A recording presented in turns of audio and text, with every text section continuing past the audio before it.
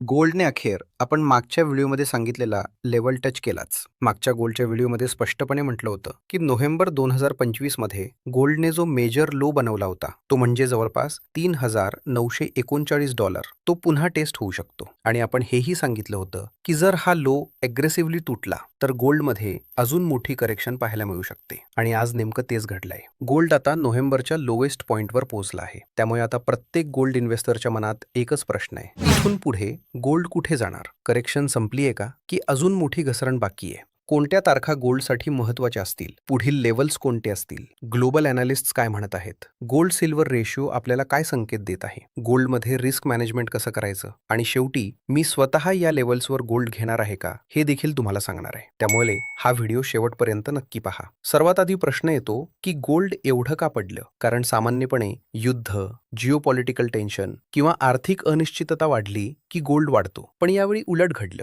त्याचं पहिलं कारण म्हणजे US डॉलरची प्रचंड ताकद. डॉलर इंडेक्समध्ये मोठी तेजी आली आणि त्यामुळे गोल्डवर दबाव निर्माण झाला. दुसरं पण सर्वात मोठं कारण म्हणजे फेडकडून पुन्हा रेट हाईकची वाढलेली शक्यता. हा खूप महत्त्वाचा मुद्दा आहे आणि यावर आपण पुढे सविस्तर बोलणारच आहोत. तिसरं कारण म्हणजे गोल्ड ETF मधून बाहेर पडलेला पैसा. मे 2026 मध्ये भारतीय गोल्ड ETFs मधून तब्बल 725 कोटी रुपयांचा रेकॉर्ड नेट आउटफ्लो झाला, जो गेल्या एका वर्षातील पहिला मंथली आउटफ्लो होता. जागतिक पातळीवर पाहिलं तर वर्ल्ड गोल्ड काउन्सिलच्या आकडेवारीनुसार गोल्ड बॅक्ड ETFs मधून मे महिन्यात सुमारे 16 टन गोल्ड इतका नेट आउटफ्लो झाला आणि जूनच्या पहिल्या अर्ध्या महिन्यातही आउटफ्लो सुरूच राहिले. याचा अर्थ शॉर्ट टर्म मध्ये इन्व्हेस्टर्स प्रॉफिट बुकिंग करत आहेत आणि सध्या गोल्डला ETF फ्लोजकडून फारसा सपोर्ट मिळत नाही. आणि चौथं कारण म्हणजे फिजिकल डिमांडमध्ये आलेली काहीशी कमजोरी. त्यामुळे या सर्व फॅक्टर्सचा एकत्रित परिणाम म्हणून गोल्ड नोव्हेंबरच्या लो पर्यंत खाली आलाय. आता पुढचा प्रश्न, आता पुढे काय होऊ शकतं?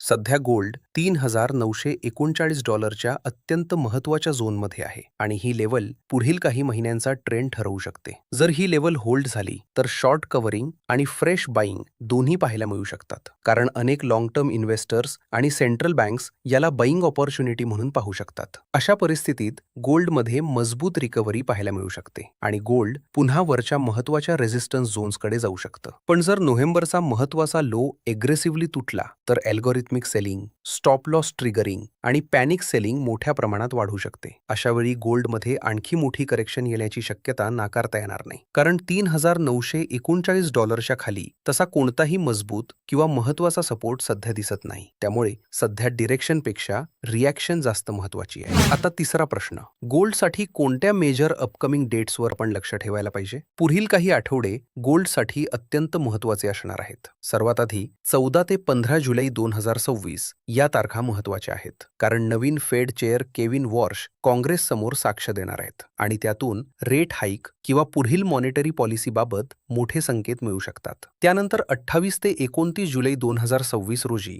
फेडरल रिझर्व्हची federal open market committee meeting होणार आहे आणि सध्या मार्केट याच बैठकीत रेट हाईकची शक्यता प्राइस इन करत आहे. आणि जर फेडने मार्केटच्या अपेक्षेप्रमाणे रेट हाईक केली तर गोल्डवर आणखी दबाव येऊ शकतो. कारण इंटरेस्ट रेट्स वाढले की अमेरिकन बॉन्ड्सवर मिळणारा रिटर्न वाढतो. त्यामुळे अनेक मोठे इन्व्हेस्टर्स आणि इन्स्टिट्यूशन्स गोल्डमधून पैसे काढून बॉन्ड्स आणि डॉलरमध्ये गुंतवणूक करायला सुरुवात करतात. यामुळे गोल्डची डिमांड कमी होते आणि शॉर्ट टर्ममध्ये गोल्डमध्ये आणखी करेक्शन पाहायला मिळू शकतं. त्यामुळे पुढील फेड मीटिंग्स आणि रेट हाईक बाबतचे संकेत गोल्डसाठी अत्यंत महत्त्वाचे ठरणार आहेत. त्यामुळे गोल्डमध्ये गुंतवणूक करणाऱ्या प्रत्येकाने या डेट्स कॅलेंडरमध्ये मार्क करून ठेवायला हव्यात. आता चौथा प्रश्न, पुढचे लेवल्स काय असू शकतात? सध्या गोल्डसाठी सर्वात महत्त्वाचा सपोर्ट लेवल $3,939 हा आहे. वरच्या बाजूला पहिला मोठा रेझिस्टन्स $4,200 आसपास दिसत आहे, जिथे पुन्हा सेलिंग प्रेशर येऊ शकतं. जर गोल्डने हा रेझिस्टन्स पार केला तर पुढील टार्गेट $4,400 दिशेने दिसू शकतं. त्यानंतर मोमेंटम मजबूत राहिल्यास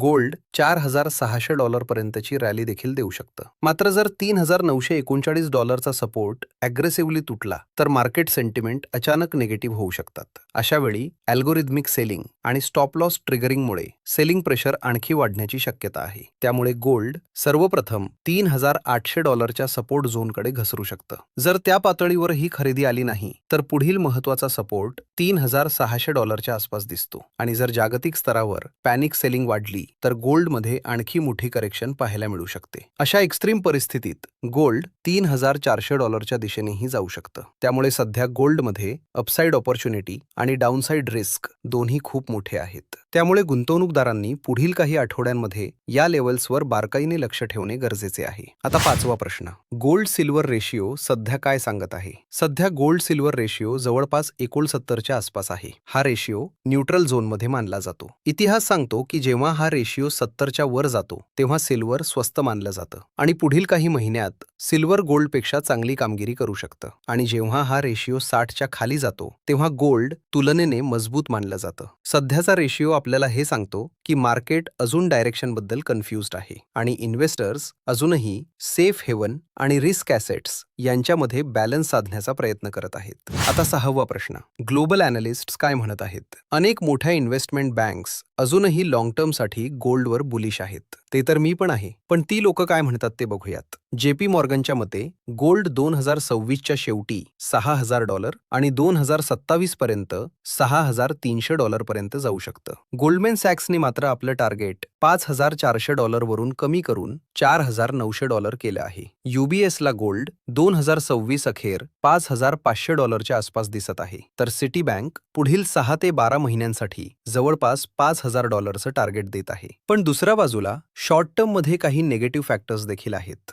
गोल्डमॅन सॅक्सचे लिंझे रॉसनर, एव्हरकोरचे कृष्णा गुहा आणि स्वतः US treasury secretary Scott Bessent यांनी अलीकडेच फेडकडून पुन्हा रेट हिक होण्याची शक्यता वाढल्याचे संकेत दिले आहेत आणि जर रेट हिक झाली तर काही काळासाठी गोल्डवर आणखी दबाव येऊ शकतो. म्हणजेच शॉर्ट टर्ममध्ये व्हॉलॅटिलिटी आणि करेक्शनची शक्यता असली तरी लॉंग टर्ममध्ये गोल्डची स्टोरी अजूनही पूर्णपणे संपलेली नाही. आता 7वा प्रश्न, गोल्ड इन्व्हेस्टमेंटमध्ये रिस्क किंवा मनी मॅनेजमेंट कसं करायचं? सर्वात पहिली गोष्ट म्हणजे लंप सम इन्व्हेस्टमेंट करू नका. तुमचं कॅपिटल किमान 4 ते 5 भागांमध्ये डिवाइड करा. दुसरी गोष्ट म्हणजे पोर्टफोलिओमध्ये गोल्डचं ॲलोकेशन 10% ते 20%च्या दरम्यान ठेवा. तिसरी गोष्ट म्हणजे गोल्ड प्राइस पडली म्हणून पॅनिक सेलिंग करू नका. चौथी गोष्ट म्हणजे इमर्जन्सी फंडमधले पैसे गोल्डमध्ये गुंतवू नका. 5वी गोष्ट म्हणजे फिजिकल गोल्डपेक्षा गोल्ड ETF किंवा EGR म्हणजे इलेक्ट्रॉनिक गोल्ड रिसीट, ज्यामध्ये तुम्ही फिजिकल गोल्ड डिपॉझिटरीमध्ये जमा करून त्याच्या बदल्यात इलेक्ट्रॉनिक सर्टिफिकेट मिळवता,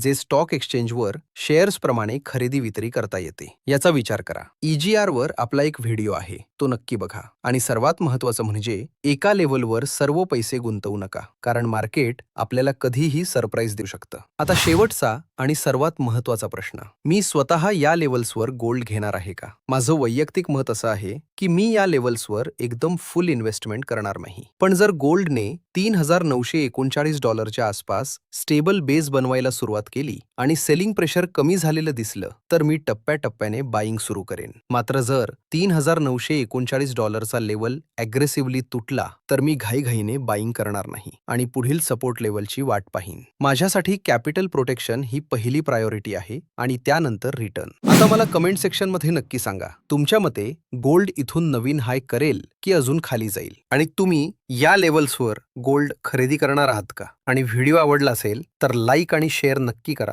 अजूनही आपल्या चॅनलला सबस्क्राईब केलं नसेल तर आत्ताच सबस्क्राईब करून बेल आयकॉन दाबायला विसरू नका. भेटूयात पुढच्या व्हिडिओमध्ये.